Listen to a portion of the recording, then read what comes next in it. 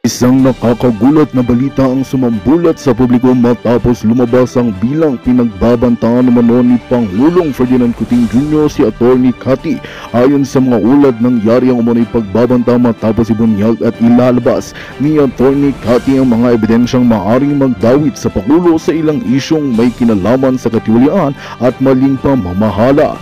Ayon sa pahayag ni Atty. Cathy, natanggap niya ang pagbabanta mula sa kampo ni Cuting matapos niyang isa publiko ang mga dokumentong naglalaman ng mga umano'y ebidensya laban sa administrasyon. Ilang mga testigo at eksperto ang nasabi na maaaring magsimula ito ng mas malalim pang imbestigasyon sa mga aligasyong binabato laban sa Pangulo. Sa kabila ng mga banta, nanindigan si Atty. Cathy na hindi siya uurong sa kanyang layunin na mailantad ang katotohanan para sa bayan. Sa kasalukuyan, patuloy pa rin ang pagsubaybay ng publiko at ng iba't ibang organisasyon sa kasong ito. Samantala, maring ipinabulaanan ng Malacanang ang anumang bintang na may kinalaman sa Pangulo sa muling pagbabanta. Binigyang diin nila na ang kasinungalingan ang mga paratang at sinabing nakahanda silang harapin ng anumang legal na aksyon upang malinis ang pangalan sa Pangulo at sa mga sulat ng bagong balita katutukan. Ngunit bago ang lahat, sige mag-subscribe at ihit ang notification.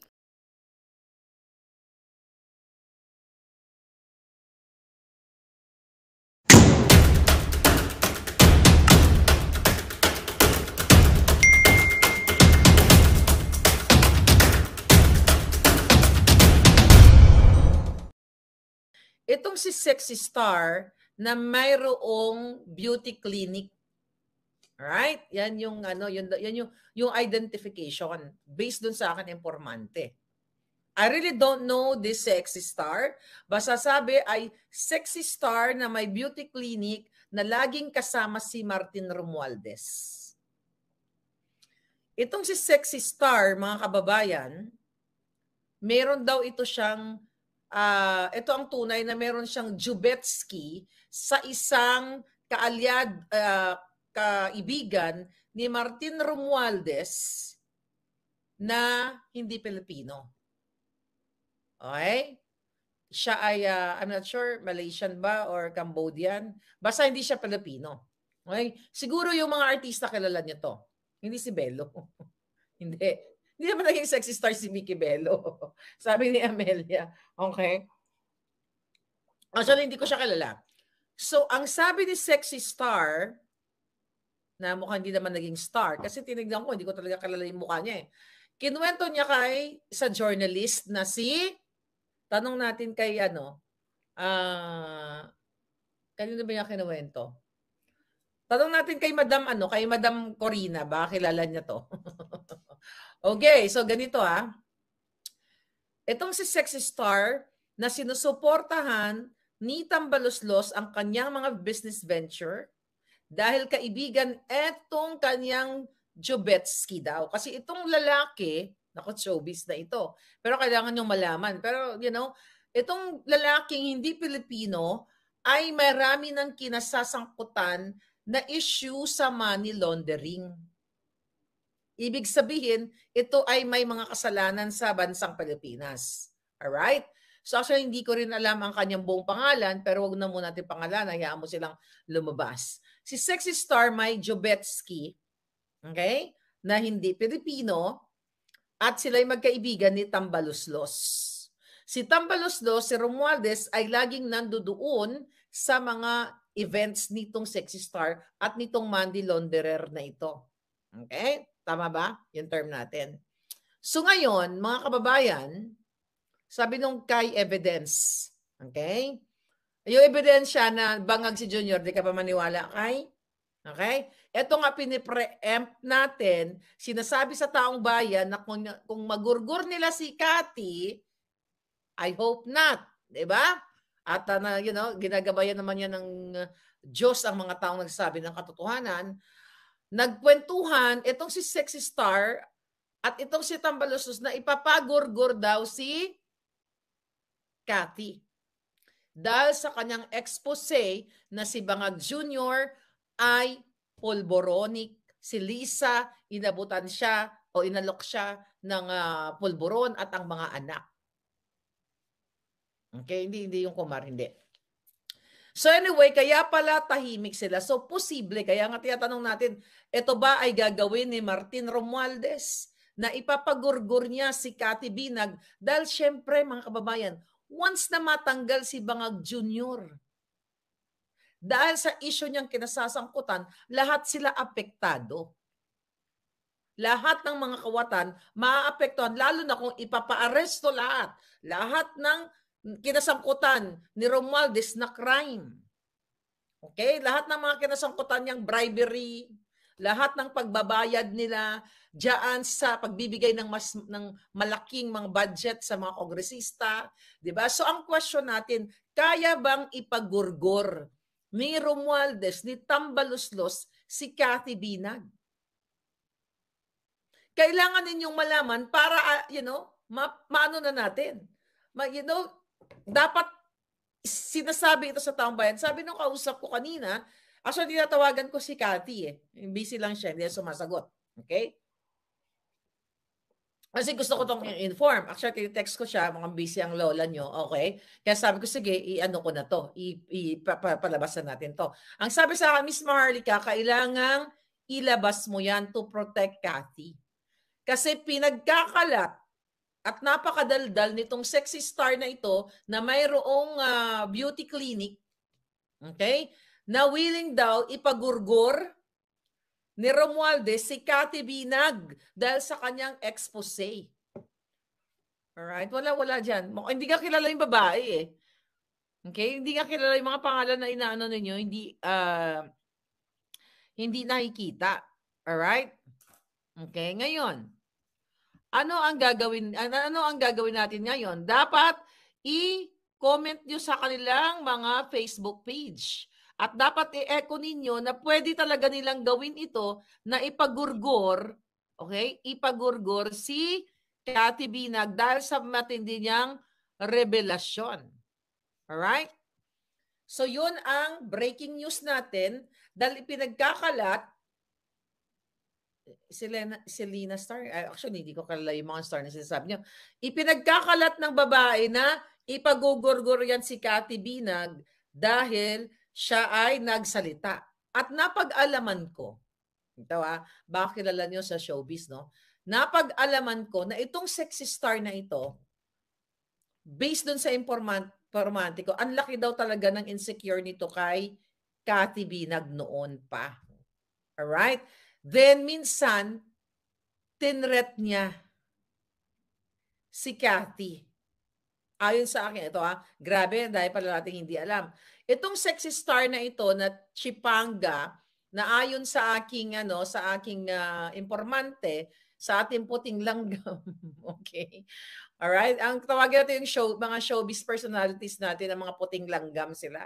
Kasi di ba mga puting langgam, tulong-tulong. Ano yun? Viva Hot Babes, hindi. Ayan. Ngayon, mga kababayan, may gugurgurin lang ako.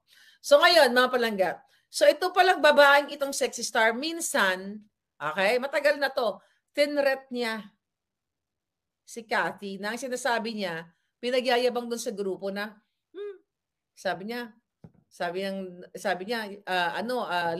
lang yan si Cathy, pwede na yung gurgurin. At alam niyo kung sino, may nagurgur talaga. Alam niyo kung sino nagurgur? Yung nanay nung nag-threat. Ang bilis ng karma, di ba? Ayon sa akin, puting ahas. So, sanay na din pala itong babaeng ito mag-threat. Pero this time, hindi siya ang nag-threat. Si Tambaluslos, ayon sa ating informante, na pwede nilang ipagurgur si Cathy Binag. Kaya Miss Cathy, kung nakikinig ka, mamaya usap tayo, ito ang latest or breaking news. Kaya mag-ingat ka. Alam ko, God is protecting you, but sabi nga, kailangan mong pag-ingatan ng iyong sarili dahil ang kalaban natin palangga ay mga bangag. Okay? Ang kalaban natin ay wala sa tamang pag-iisip. Siyempre nga naman, kapag ito ay the fact na nailabas na ni Cathy yung kanyang kwento at yung kanyang nasaksihan. 'Di ba? Wala na sila magagawa, kaya nga tahimik sila ngayon.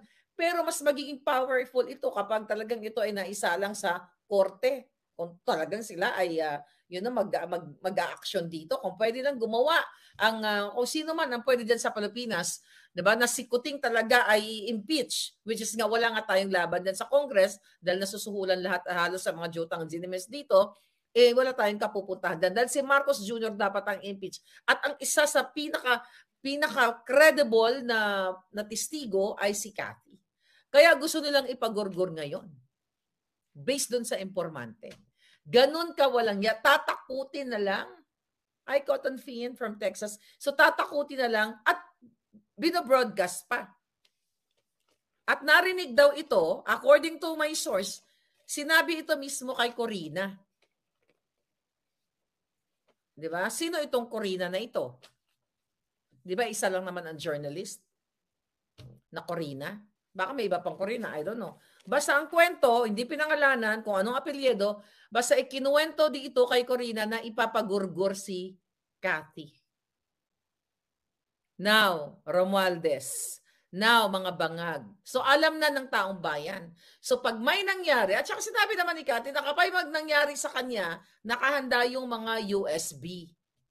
Okay? Although ayaw natin na may mangyari na magbuwis ng buhay si Cathy kasi gusto natin ng buhay na hero. Alright? Hindi, wala yan eh. Wala yung mga pinangalanan ninyo. Cotton Pin, no, hindi, di ba? Sabi, hindi naman sexy star si Agod. Alcoholic, sabi ni Cotton Pin. Wala. Tiga-tiga natin. Basta ito daw ay may clinic eh. Parang gumagawa ng mga stem cell, kung ano-ano. Stem cell beauty, whatever. Okay? Bulok ang gobyerno. Hindi pa matanda, bata pa, mas nasa ano lang. Mabata pa yung, hindi bata yung sexy, nasa 40s yata. Early 40s.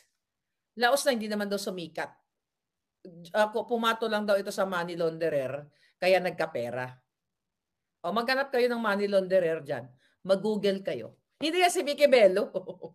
Tigilan niyo si Vicky Bello, hindi siya. wala naman siyang kabit na foreigner, di ba? Bata yung kanyang jowa. So hindi siya. Okay? At saka hindi rin Amerikano, si Patricia is Amerikano ang jowa niyan eh. Alright?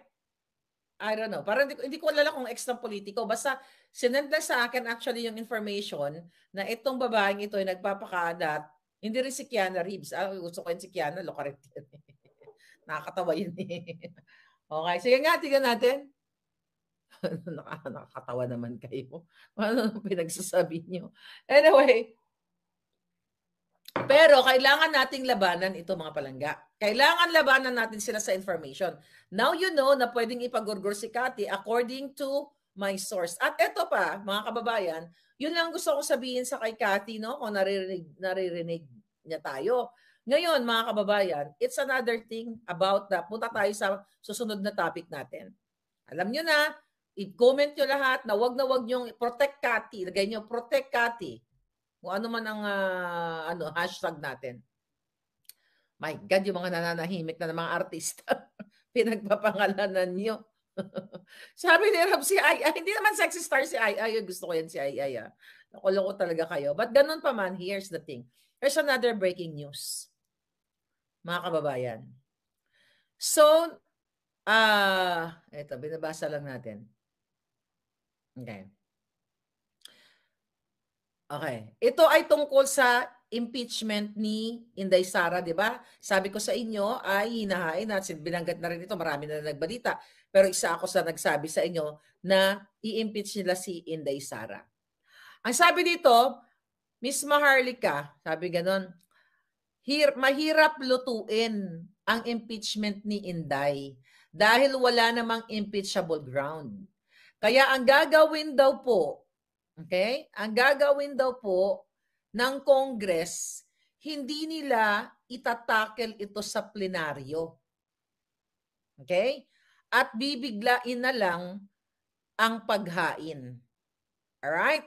So, hindi daw nila itatakal sa plenaryo, bibiglain na lang yung paghain. But the super committee, yung super committee nila, were tasked to be discreet in giving information about the plan po. At kung bakit daw inilalabas agad sa iyo. Sa akin, kay Maharlika. Kaya ang gagawin daw po nila, isisikreto nila, di nga pag-uusapan sa plenaryo, bibigyan nila. Kaya no wonder, chinek ko yung balita.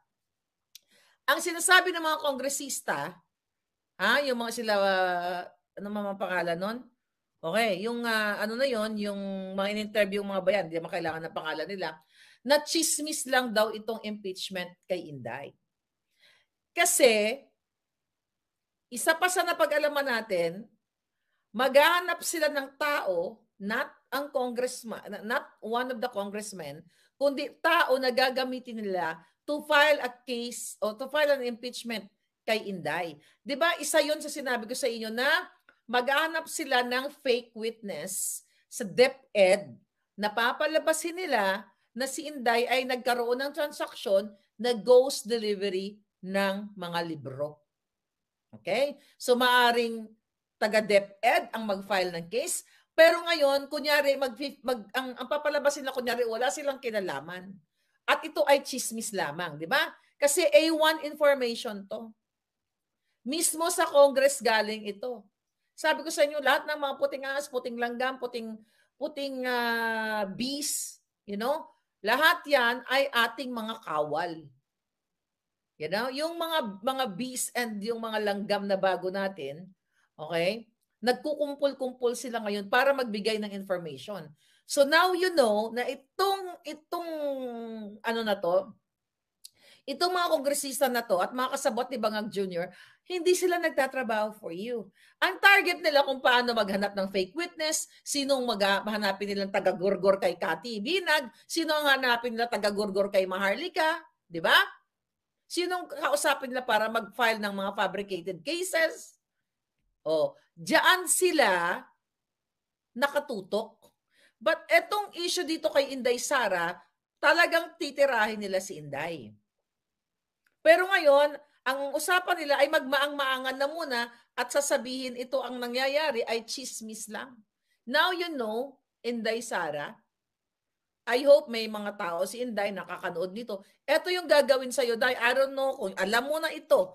Pero yan ang gagawin nila. Kunyari, chismis lang kasi nakita sa balita. Hindi naman totoo. Chismis lang daw sinabi ni Harry Roque. A1 yung information. Na-impeach nila si Inday. Doon sila patungo dahil takot si Marcos Jr. at si Lisa Tanas na magsalita ang taong bayan, mag-speak up kayong lahat at mawala sila sa pwesto. Kaya gugurgurin nila si Inday at posible kung totoo, itong pinagkakalat ng sexy star, okay, na may jowang money launderer, tama ba yung term ko?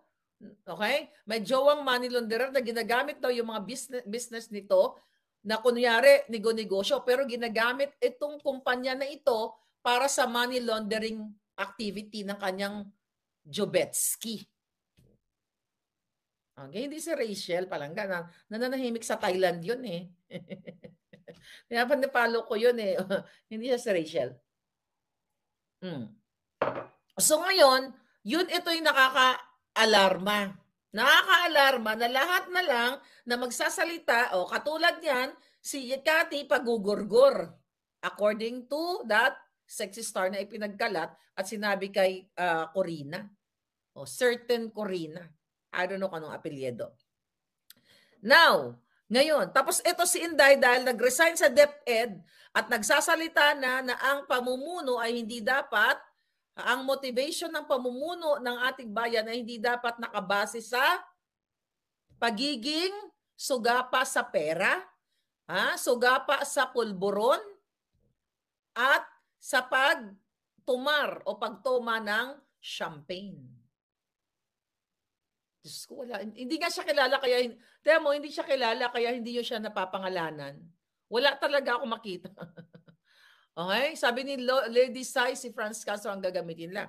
Exactly, kasi itong quad committee na ito, mga palangga, di ba, ngayon ay gusto nilang ipatawag, di ba? Kasama dyan si Inday Sara sa kanilang mga war on drugs, what you call it, yung pinapatawag nila una, yung patungkol nga sa illegal na pulburon, yung tungkol daw sa mga sindikatong Chinese at yung extrajudicial killings na naganap daw noong panahon ni Pangulong Duterte. At 'di ba, dinamay nila si Inday sa ICC. So eto ngayon ang pinagkakabalahan ng Quad Committee ng mga hangag, ng mga jutang Genemes na papuntahin si Pangulong Duterte at si Senator Bato. Nagsabi na siya na hindi siya pupunta.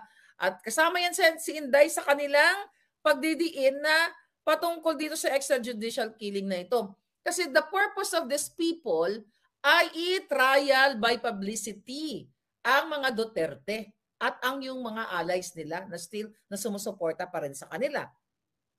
So ngayon, para magurgur nila tayo, sisindakin tayo. Siyempre kung si Cathy ay duwag, tatahimik na yan. Hindi na magsasalita yan. At pwedeng, kung siya ay maduwag, pwede niyang i-retract yung sasabihin niya. Ay, pasensya na po kasi nagpupulburon lang po ako. Pwede siyang tutukan, something. Pero hindi, sa pagkakakilala ko in short period of time na pagkakausap ko kay Cathy, halos nagkakwentuhan na kami ng buhay namin at halos similar ang buhay namin sa pakikipaglaban sa buhay. That's why I really admire, okay? I really admire this lady kasi napakatapang. So ngayon, pwedeng sasabihin na tutukan or something kay Cathy, tatakutin, na i-retract mo yung sinabi mo. Okay? Pag nangyari yan, ibig sabihin, nasa danger ang buhay ni Cathy. So we have to protect. Kasi mga kababayan, very consistent siya sa mga pag-uusap at sa interview namin na nakita niya si Bangag at kasama ng ex-partner niya na sumisinghot ng pulburon. And supported with this video, mga kababayan, okay? At yan, ito na nga, itong ating figure 4 dito sa ating authentication dito sa Amerika. Na si Marcos Jr. ay bangag. So ngayon balik tayo dito sa Quad Committee na ito na gusto nilang ipatawag. Gustong pag-usapan ng Kongreso yung Pogo daw, 'di ba? Pilit kasi nilang dinidiin diyan si Spokes Harry Roque. Na si Harry Roque ang may nag-abogado dito sa Pogo operator. Pero ang totoo, sabi ko nga mga kababayan, eto, katulad nung pinangako ko sa inyo noong 2022 na mayroong pulburon video. Meron akong hawak na ebidensya na si Lisa Tanas, si Marcos Jr., a certain Daza, at itong si Cassandra Ong ay katabi ni Lisa Tanas. Yung moment na yon, ayon sa ating informante, mga kababayan, okay? I shout out kay Agent Morales. Mukhang natumbok mo, but don't say anything palangga. Mag-usap tayo mamaya. Okay? Mukhang natumbok. Ito si Agent Morales, ang daming alam dito. Nag-message. But ganun pa man, balik tayo dito sa issue natin. Ikaw, itong mga mga jutang Genemes na ito, gusto talaga nila idiin ang mga Duterte at ang supporter ni Pangulong Duterte at supporter ng bayan na si Harry Roque. Very spontaneous si Harry Roque nung siya ay nag-testify ng ilang beses dyan. Na sinasabi niya na ang kanyang kliyente ay Whirlwind, not the Pogo operator. Okay? So ngayon, yung sinasabi kong picture, nandoon yung mga iba pang mga Pogo operators, lalagyan natin ng label later on yun, yung picture na yun, once na inalaw na tayong ipakita yun. Tandaan ninyo, yung mga nagbibigay sa akin ng information, they trust me so much. Even hawak ko na yung ebidensya na pwede ko na ipakita sa inyo. I-breach ko na yung pangako ko. Pero, meron tayong word of honor, kaya pinagkakatiwalaan tayo ng puting as. Ang sabi sa akin, Miss Maharlika, huwag mo muna ipakita yan. Kasi yung source niyan, ayaw pang pumayag. I mean, nagdadalawang isip. Siyempre, siguro may takot. Pero gusto kong sabihin, kayo, mga yawa kayo, anong mga pangalan nila? Yung Quad Committee, lahat kayo. Adjong, Ortega, Barbers, kung sino pang mga kurimao dyan. Kung gusto nyo pa imbestigahan ang Pogo at kung sino ang mastermind, dapat ang kinakaray nyo dyan si Lisa Araneta Marcos, si Marcos Jr., okay? At ang mga bangag dahil sila ang mastermind ng Pogo operation.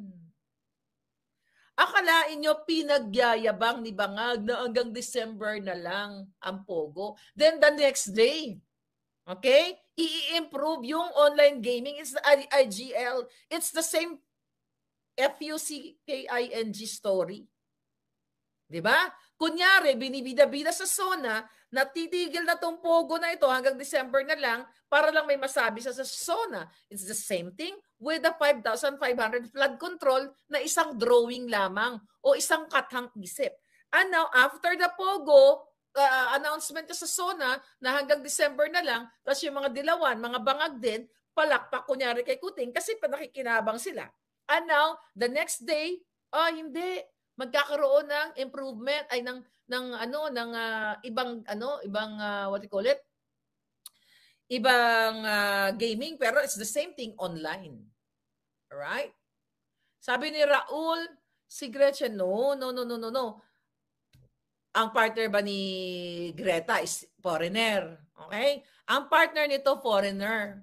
Jubetsky daw siya kasi may asawa si foreigner na money launderer sa ibang bansa. Kaya nga pag ganon-ganon lang daw, 'di ba? Homewrecker. 'Di ba? Galing ano, ang galing talaga ng mga kaano. Ang galing talaga ng mga kaalyado ng mga bangag na ito. Kung hindi mga adictos benedictus. Alright? Iba ang kwento ni Cathy. Huwag niyo ikumpara si sexy star dito kay Cathy. Dahil si Cathy, nung pumasok sa buhay ng ex-partner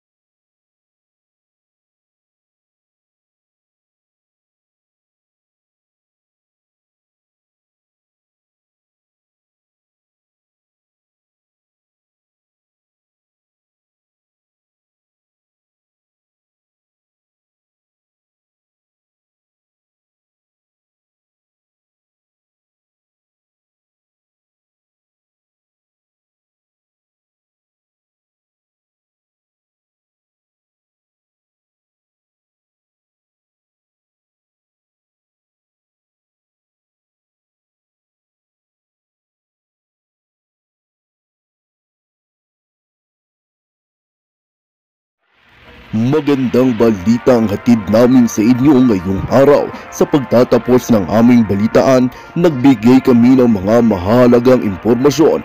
Maraming salamat sa pagtutok at pagsuporta sa aming programa. Huwag kalimutang manatili sa mga susunod na araw para sa mga bagong balita at mga kwento na dapat nating abangan. Mula sa Boses ng Masa, magandang araw Pilipinas!